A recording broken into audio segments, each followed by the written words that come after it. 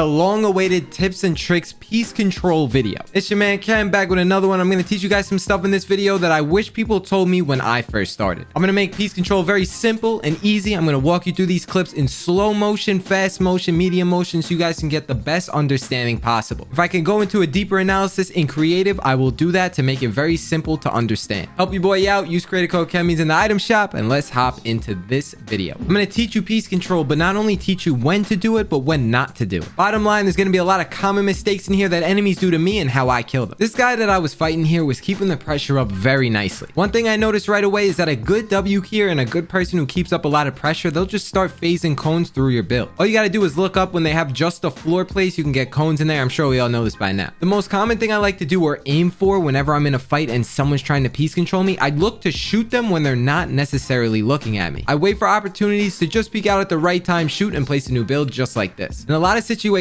especially because I'm pressed up to this wall, if he takes it, I have nothing in my box, he's going to piece control me real quick. That's why you see me backing up in this clip, because I want to find my way to the end of the box so I can leave faster. Pay attention that I didn't just randomly leave. As I jumped into the next box, you see how I skipped over an entire flat? Even a split second just like this will help confuse the guy a little bit, and I got one more chug off. I don't know why this guy went for a mongrel classic of some sorts, but this was not the play. I've been preaching to do mongrel classics behind a window edit for I don't know how long now. He would have done it here, he probably would have killed me. Full sending like this, not a smart play. This guy also had heals. He could have healed up, but he didn't do that either. Whenever you have someone cornered, always look to the sides where they can leave from. This is a common strat in arena that not a lot of people do. What I'm doing is I let this guy establish piece control and act like he's gonna full box me. I want him to full send into the box so that way I can shoot him pre-fire and then leave. The second he gets height, he goes for piece control. He full sent into the box, but I was waiting for him to be in this box because I was gonna shoot and then place a stair or just somehow pre-fire and leave the box. You see how I'm always positioning myself on the edge of builds? That's how I pre-fired this guy and then swerved to the left. Little risky at the end, but my movement was the reason why I won this. Piece controlling is not always the answer. Never full send. Never. Don't do it. The reason why you create multiple boxes is for this exact play. Since he full sent into this box, I knew that if I got a shot, I can try and pre-box him going backwards. That's exactly what the plan was, and once I shot him here, you see how I'm placing floors? I shouldn't have placed floors here, but I did. But anyway, I placed the floors, I box him up, I place the wall, I get the kill, right? What I should have done here was place cones, so that way the guy can't place a stair and block any shot. Not only that, but the cones have a little bit of an indent on top of them, so that means if they jump up, you'll be able to catch them last second if you need to. You should always do your piece control through a window edit, but you see how once I did this piece control and this guy, I got the cone in, notice how I realized he was far in the box. Shoving builds in a guy's face when they're deep in the box makes it harder for them to see you and hit you. That's exactly why doing this edit in this scenario kind of worked out. If you do decide to run into the box, you see how I edited a cone so that way he can't shoot me on the way in. It was GG from there, on to the next one. This clip was almost clean, but you see how I shot this guy and then placed builds very far away from me. This is how you don't waste mats, and you just have to think about where they are instead of just piece controlling random stuff. I choked the edits a little bit, but because I got the cone really far away first, that's how I got the piece control on this guy. Whenever you try to go for piece control, which is usually just trying to rip someone's wall, when you box fight them and you drop on the wall, what you want to do is try and spray at the wall or pickaxe it as you're moving to one side. See how I was making the wall weak, and then after I realized I didn't get it, I just kept my shotgun out and moved to the right. So I'm taking the wall in stride essentially, so even though he might edit, he's not going to have an angle to shoot me, just like right here. Whenever someone runs away, this is the best time to piece control them, because the back wall or the first wall that they run into is the wall that you're going to be able to get first try. That wall has to be edited or not open so you can walk in the first place. That's why you always look to piece control walls whenever someone's running from you. 3 million IQ is to not care about the wall in front of me. The guy's still going to run away. That's exactly why I turbo build a cone after I broke the wall here. Then it's simple as running through the window edit, bop bop, dead. Look to piece control where they're going to instead of necessarily focusing on the walls in front of you. Because I wrapped up that fight quick, I was able to get another kill and get all this loot. This guy rolls up into Lazy Lake. I hit him really hard, but just really focus on what I'm doing as he's running away. The most important thing in the world is to always block your back if you're the guy running away. That's exactly why what I just said applies right here. As he was running away, the last thing he placed was the wall, which is why I got it. Even here, if they place the wall and edit through it, it's just as good, because whenever they edit something, it will always be one shot, which is why I just snagged it right back. Little choking on the aim, but we got the kill very nicely. Whenever you get walls on people, the best thing to do is to always go up with cones up and down. Once this guy fell and I realized I was a little bit above him, I just kind of piece control controlled in full send. That's exactly what I did, and I just hit the shot, and then I missed the next couple shots, but that initial piece control really helped me out with that fight. Place walls, and then look to go for control. You see this cheeky jump shot? Really good strat right here. He was coming close to the box, but I used my stare as a right-hand peek. I just jumped up really quickly and then placed the wall after I shot. My reaction time was the speed of a turtle right here. The most important thing to remember is to not always full send. This guy could have done a better right-hand peek, and then not only that, when he was leaving, I knew that he had all the walls around me. So I sat there with my shotgun out, waited for him to do any sort of edit, and that's exactly what he did, and he died. Double edits lead to a 50-50 90%